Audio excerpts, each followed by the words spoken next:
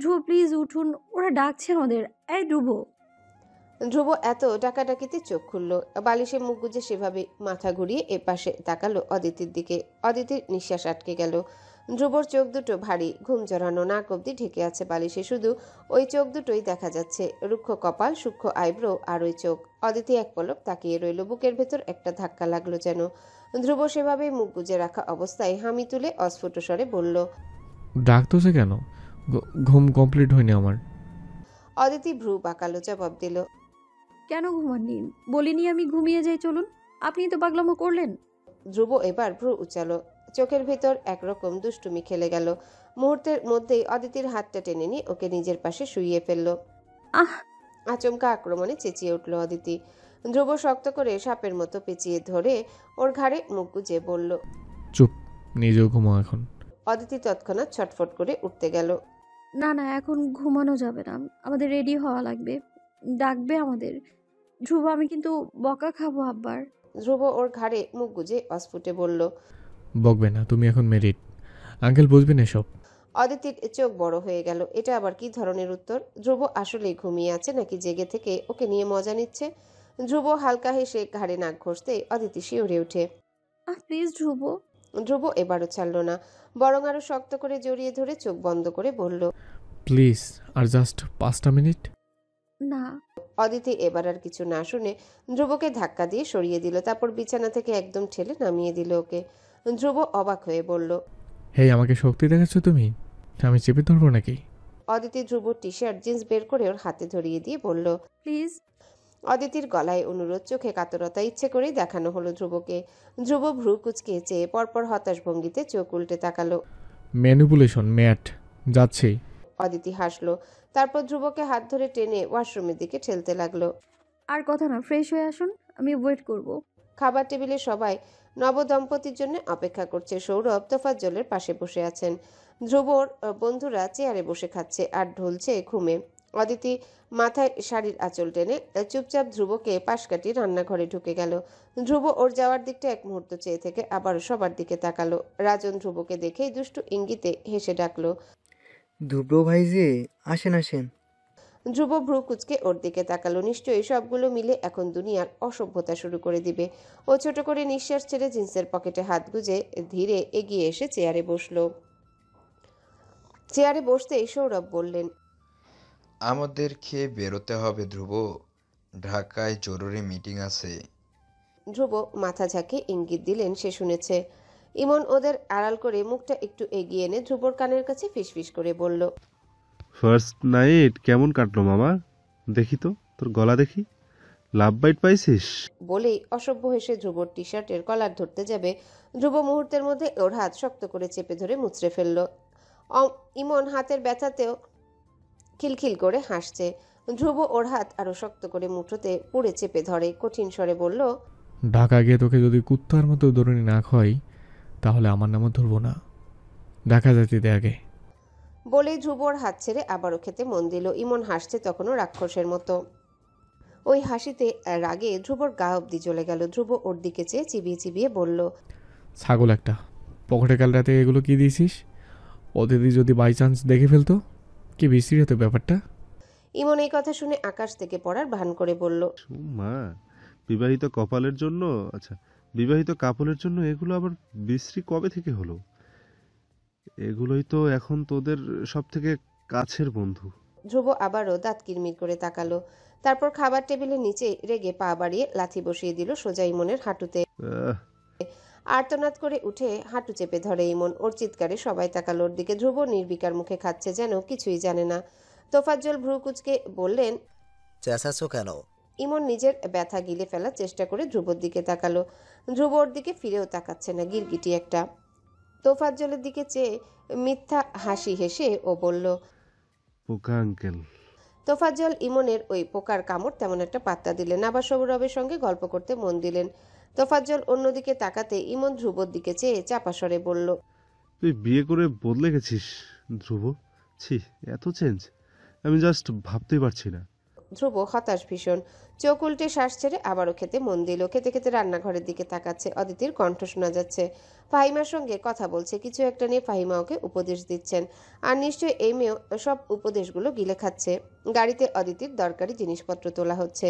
ঘরে ফাহিমা একটা সুটকেসে কাপড় গুছিয়ে দিচ্ছেন। ফাহিমা কাপড়ের ভাঁজ দেখে শুনে ঠিক করছেন আর বারবার আঁচলে চোখ মুছছেন। অদিতি চুপ করে বিছানায় বসে আছে, বুকের মধ্যে যেন কিছু ভারী হয়ে আছে, শ্বাস নিতে পারছে না। ও চুপ করে দেখে যাচ্ছে কম্পিত হাতে ফাহিমার কাজ। ফাহিমা কাপড় গোছাতে গোছাতে বলে যাচ্ছেন নিজের মা কথাগুলো। ও বাড়ি যাচ্ছিস অদিতি, কাউকে কষ্ট দিস না, শ্বশুর শাশুড়ির মান রাখিস, তাদের মায়া দিস। তৃণা ভাবি ধ্রুবর সৎমা হলেও তুই কোনো দিনও ওনাকে সৎমা হিসেবে দেখবি না, আপন শাশুড়ি ভাববি। ধ্রুবকে বোঝাবি যেন ওর বাবার সঙ্গে মিলে চলে। ওর বাবার অভিমানটা যে কত গভীর তুই বুঝিস। মেয়েদের হাতে অনেক ক্ষমতা রে মা, ওরা চাইলে পুরুষদের সমস্ত অভিমান দুদিনেই গলে যায়। তুই বোঝাস ধ্রুবকে যে ওর বাবা ওকে কতটা ভালোবাসে, এসব রাগ যেন ঝেড়ে ফেলে দেয়। অদিতি মাথা হেলালো, ঠোঁট চেপে রেখেছে শক্ত করে, চোখের জল আটকানোর আপ্রাণ চেষ্টা করছে। ওর হাতে হয়তো বাস অনেক শক্তি, অনেক অনেক ক্ষমতা, ধ্রুবকে তো পেয়েছে, তবে আদৌ কি সেটা পাওয়া বলে? মিথ্যা বলে বাবাকে ঠকিয়ে করা এই বিয়েকে অদিতি কি নাম দেবে? ফাহিমা দরকারি সব জিনিস ঠিকঠাক করে সুটকেস লক করলেন, তারপর সেটা পাঠিয়ে দিলেন বাইরে গাড়িতে তোলার জন্যে। অদিতি এবার উঠে এসে পেছন থেকে শক্ত করে ফাহিমাকে জড়িয়ে ধরে কাঁধে মুখ গুজে নিঃশব্দে চোখের জল ছেড়ে দিল। অস্ফুট স্বরে আহ্লাদ নিয়ে বলল, ভীষণ মিস করব তোমায়। ব্যাস, এই কথাতেই যেন এই মায়ের সব কান্না বাঁধ ভাঙা নদীর মতো বেরিয়ে এলো। ফাহিমার গাল বেয়ে পানি ঝরছে, কণ্ঠ কাঁপছে। ভালো থাকিস, নিজের যত্ন নিস। আল্লাহ চাইলে তোরও একটা সুখের সংসার হবে, দোয়া করি আল্লাহর কাছে। অদিতির ভীষণ কান্না পাচ্ছে। ও কি ঠকালো তাদের? এই বিয়ে, এই সম্পর্ক, এটা কি সত্যি? এটা কি কোনোভাবে ঠকানো নয়? অদিতির বুকটা যেন ভারী হয়ে এলো। ও ফাহিমার কাঁধে মুখ গুজে কান্না আটকানোর চেষ্টা করে ফিসফিস করে বলল, আমার এই বিয়েতে তুমি খুশি তো মা? ফাহিমার সঙ্গে সঙ্গে ওনার গলায় রাখা অদিতির হাতের উপর হাত রেখে বললেন, ও মা, সোনার টুকরো জামাই পেয়েছিস, খুশি হব না? তোর আব্বাও অনেক খুশি। অদিতি চেয়ে রইল। ফাহিমা ওকে নিজের থেকে ছাড়িয়ে নিলেন। অদিতি কাঁদছে। ফাহিমা বড্ড আদুরে ভঙ্গিতে ওর চোখের জল মুছে কপালে চুমু দিলেন, গভীর স্বরে বললেন, ভালো থাকিস, নিজের যত্ন নিস, পড়াশোনা চালিয়ে যাস। সৌরভ ভাই বলেছেন হোস্টেল থেকে বই নিয়ে ওখানেই পড়বি, পড়াশোনা ছাড়িস না, ওটা তোর সাথে আমারও স্বপ্ন। অদিতি কেঁপে উঠল, একটা মৃদু হাসি দিয়ে মাথা ঝাঁকালো। বাইরে থেকে ডাক আসছে। ফাহিমা ওর হাত ধরে বেরিয়ে এলেন। গেটের কাছে দাঁড়িয়ে থাকা ধ্রুব চোখে সানগ্লাস পরে এক দৃষ্টিতে তাকিয়ে আছে ওদের দিকে। অদিতি সাথে সাথে শাড়ির আঁচলটা মাথায় আরো ভালো করে টেনে নিল। সৌরভ, তোফাজ্জল দাঁড়িয়ে আছেন একসঙ্গে। অদিতি ধীর পায়ে বাবার কাছে গিয়ে দাঁড়ালো। সৌরভ অদিতিকে দেখে তোফাজ্জলের দিকে চেয়ে হাসি মুখে বললেন, মেয়েকে বিদায় দাও এখন, আমি গাড়িতে উঠে বসি। সৌরভ চলে গেলেন। তোফাজ্জল স্থির দাঁড়িয়ে আছেন, মুখ কঠিন কিন্তু চোখে যেন চাপা কিছু কষ্ট। অদিতি চুপচাপ বাবার পাশে দাঁড়ালো। তোফাজ্জলকে দেখেই ওর ভয় লাগছে, যেন মনে হচ্ছে উনি অদিতিকে দেখেই বুঝে যাবেন এই বিয়ে মিথ্যা। ওনাকে তার সরল মেয়ে ঠকিয়েছে। চোখ লুকিয়ে ফেলল অদিতি। চোখে চোখ মেলানোর সাহস ওর মধ্যে একটুও নেই। তোফাজ্জল ওর দিকে চেয়ে রইলেন। কিছুক্ষণ পর অদিতি ভয় নিয়ে নিচু গলায় বললেন, আব্বা আসি, দোয়া করবেন। তোফাজ্জল এক দৃষ্টিতে মেয়ের দিকে তাকিয়ে রইলেন। মেয়ের মাথায় হাত রাখলেন, গম্ভীর স্বরে বললেন, সুখী ও সংসারে আল্লাহ তাআলা রহমত দিক। অদিতি এতদিন পর বাবার স্নেহমাখা স্পর্শ মাথায় পেয়ে ডুকরে কেঁদে উঠল। কান্নাটা যেন বুকের ভেতর থেকে ফুলে ফেপে উঠল। ধ্রুব ওর কান্নার শব্দ শুনে ব্যাকুল ভঙ্গিতে বড় বড় পা ফেলে হেঁটে এলো। বাবা মেয়েরকে দাঁড়িয়ে থাকতে দেখে আর এগুলো না, ওভাবেই দূরে দাঁড়িয়ে রইল। অস্থির হয়ে ওভাবেই দাঁড়িয়ে থাকলো কিছুক্ষণ। তারপর ধীর পায়ে এগিয়ে গেল অদিতির দিকে। তোফাজ্জল মেয়ের কান্নায় অস্থির হওয়া ধ্রুবকে দেখলেন এক মুহূর্তের জন্যে। তীক্ষ্ণ চোখে মেয়ের স্বামীকে জরিপ করলেন খানিকক্ষণ। ধ্রুব এসে অদিতির পাশে দাঁড়াতেই তোফাজ্জল মেয়ের কাঁধে হাত রাখেন। নিজের আবেগটুকু বরাবরের মতো লুকিয়ে অদিতির কাঁধে চাপড় দিয়ে বললেন, কেঁদো না, পড়াশোনা করতে চাইলে অনুমতি আছে, করতে পারো, যাও এখন, তোমার শ্বশুরের ঢাকাতে কাজ আছে, দেরি হচ্ছে ওর। অদিতি তবুও কাঁদতেই থাকলো। তোফাজ্জল মেয়ের কান্নার সামনে গলে যাচ্ছেন, ঢোক গিললেন। তারপর ধ্রুবর দিকে তাকিয়ে কাপা গলায় কোনো রকমে বললেন, ওকে নিয়ে যা, দেরি হচ্ছে তোমাদের। বলে আর এক মুহূর্ত দেরি না করে ঘুরে চলে গেলেন ভেতরের দিকে। হয়তো একটু দাঁড়ালেই মেয়ের আর স্বামীর ঘরের জন্য বেরোতে পারত না। তোফাজ্জল চলে যেতে ধ্রুব অদিতিকে নিজের দিকে টেনে নিল। অদিতি ধ্রুবর কাঁধে মুখ গুজে দিল। ওর কাঁধের টি শার্ট ভিজে যাচ্ছে ফোঁটা ফোঁটা কান্নায়। ধ্রুব একটা গভীর নিঃশ্বাস ফেলল। ওর চোখে ভাসলো প্রথম দিন দেখা অদিতিটা, যে লাজুক মেয়েটা চোখ তুলে তাকাতো না, যার আঙ্গুলের ডগায় সবসময় নার্ভাস কাঁপন লেগে থাকতো। ধ্রুব একজন পারফেক্ট স্বামীর ন্যায় আগলে নিল স্ত্রীকে। ওকে ওকে, ডোন্ট ক্রাইং। আমরা 1 মাস পরে আবার আসবো। কান্না করো না অদিতি। এই মেয়ে থামো এবার। অদিতি কোনো উত্তর দিল না। ধ্রুব ওর মাথায় হাত রাখলো, আলতো করে বুলিয়ে দিতে লাগলো চুলের ভেতর দিয়ে। সে সময় বহু কষ্টে অদিতিকে গাড়িতে তুলতে পেরেছিল ধ্রুব। ভীষণ বড়সড় একটা 3তলা বাড়ি। বাড়ির নেম প্লেটে খোদাই করে লেখা ইয়ামিনস ফ্যামিলি। অদিতি এর আগে একবার এসেছিল এই বাড়িতে, তবে ধ্রুবর প্রেমিকা হয়ে। তখন ওদের না ছিল কোনো বৈধ সম্পর্ক, না ছিল কবুলের জোর। আজ অদিতি এই বাড়ির বউ। ধ্রুব শক্ত করে অদিতির হাত চেপে ধরে এগিয়ে চলেছে। সামনে সৌরভ, তৃণা দাঁড়িয়ে। এদের চোখে কৌতূহল। অদিতি চোখ নামিয়ে তাকালো ওদের দুজনের একসঙ্গে চেপে রাখা হাতে। ধ্রুবর আঙ্গুল এখন ওর হাতের আঙ্গুলে একসঙ্গে জড়িয়ে আছে শক্তভাবে। আবারও মুখ তুলে ধ্রুবর দিকে তাকালো। ধ্রুব তখন চোখে সানগ্লাস পরে আছে, গম্ভীর মুখে কথা বলছে ইমনের সঙ্গে। পেছনে পেছনে রাজন, সুমন অদিতির বাপের বাড়ি থেকে আনা ব্যাগ নিয়ে এগোচ্ছে। বাড়ির ভেতরে তখন ভিড়। সৌরভ ইয়ামিনের নতুন পুত্রবধূকে দেখতে এসেছে অনেক মানুষ। তৃণা ঘরে ঢুকে রুমে ব্যাগ রেখে রান্নাঘরের দিকে এগোলেন। যাওয়ার আগে অদিতির দিকে তাকিয়ে বললেন, রুমে গিয়ে ফ্রেশ হয়ে নাও, তারপর কিছু মুরব্বি আছেন, দেখা করতে হবে। সমস্যা হবে না তো তোমার? টায়ার্ড বেশি? ধ্রুব তখন দূরে দাঁড়িয়ে ফোনে কথা বলতে বলতে দ্রুত পায়ে সিঁড়ি ভাঙছে। অদিতি তৃণার দিকে তাকিয়ে মাথা নাড়ল। গোসল করতে হবে, তারপর আসি। তৃণা হেসে বললেন, ঠিক আছে, যাও ফ্রেশ হয়ে নাও। অদিতি আঁচল সামলে সিঁড়ি ভাঙতে লাগলো ধীর পায়ে। ধ্রুবর রুমের সামনে এসে দাঁড়াতেই ওর কানে এলো উচ্চস্বরে কথা কাটাকাটি। ইমন আর ধ্রুব এক কথায় ঝগড়া করছে। অদিতি দরজার কাছে এসে দাঁড়াতেই ইমন ওর দিকে তাকালো। এবার যেন আরো পেয়ে বসেছে। ধ্রুবকে পাশ কাটে ইমন কথা তুলল, অদি, ও সরি ভাবি, আপনার হাজবেন্ডকে বোঝান। আমরা সারপ্রাইজ রেডি করছি আপনাদের জন্য। Try to understand please. Aditi চোখ ছোট ছোট করে তাকালো দুজনার দিকে। এদের কথা বলার ধরন মোটেও স্বাভাবিক নয়। ও কিছু বলার আগে ধ্রুব বলে উঠল, সাগলামি পরে করো, ফ্রেশ হয়ে নিই আমরা, দুজনে টায়ার্ড। ইমন এবার অদিতিকে ছেড়ে ধ্রুবর কানের কাছে বিড়বিড় করে বলল, বেড সাজাবো মাম্মা, কোঅপারেট করবি না? ইমন ধ্রুবর কানের কাছে মুখ বাড়িয়ে রেখেছে। ধ্রুব ঢোক গিলে একটা দৃষ্টি ফেললো অদিতির দিকে। অদিতি ভ্রু কুচকে ওদের আচরণ বোঝার চেষ্টা করছে।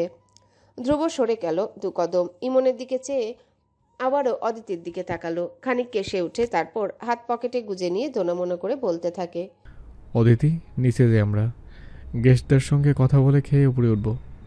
অদিতি অবাক। ও ভ্রু কুচকে বলল, কিন্তু আমি গোসল করব না। ধ্রুবর কাঁধে হাত রেখে আলতো একটা ধাক্কা দিয়ে বলল, পরে, গেস্ট ফার্স্ট। বলে অদিতিকে ঠেলে সিঁড়ির দিকে এগোতে লাগলো। অদিতি তখন বারবার পেছনের দিকে চেয়ে বলতে থাকে, আগে রুমে ব্যাগটা রেখে আসতে দিন। কি করছেন ধ্রুব? ধ্রুব ওসব শুনে না, ঠেলে নিয়ে নামতে লাগলো সিঁড়ি ভেঙে।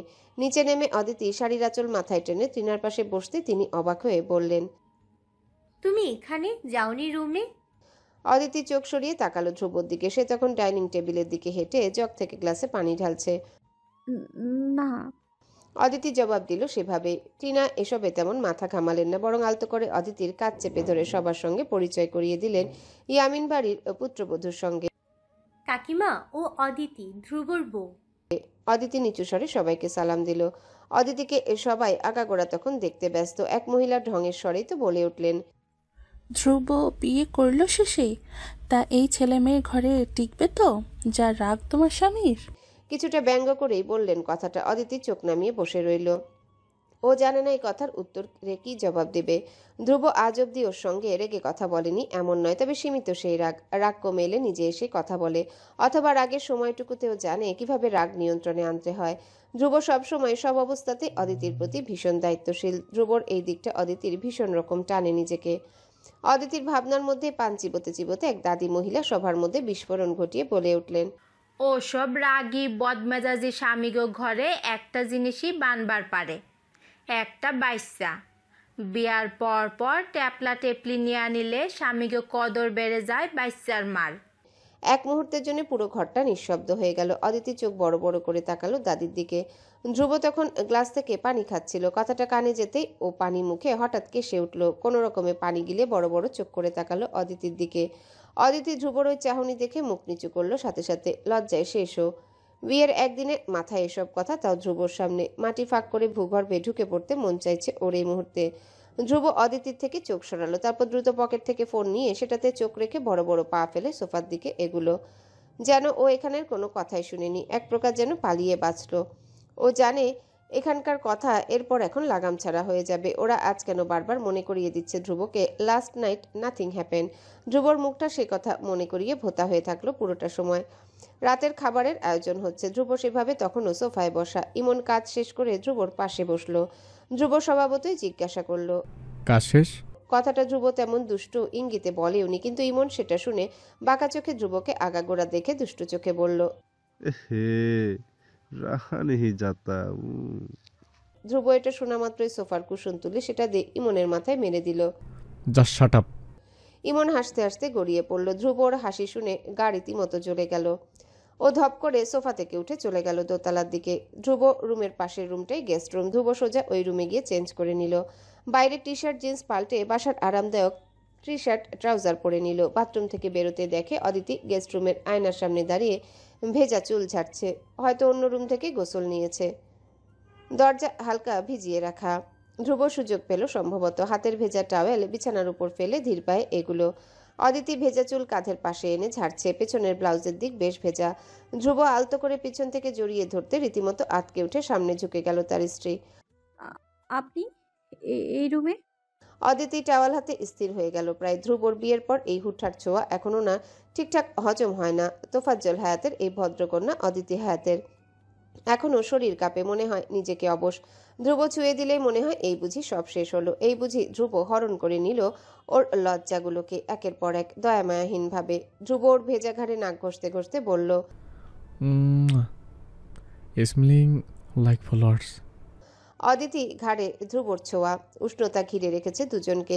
ঘাড় ওর এই অংশ আবেশে বারবার সরিয়ে নিয়ে অদিতি নিচু গলায় জবাব দিল, ল্যাভেন্ডার বডি ওয়াশ ইউজ করেছি।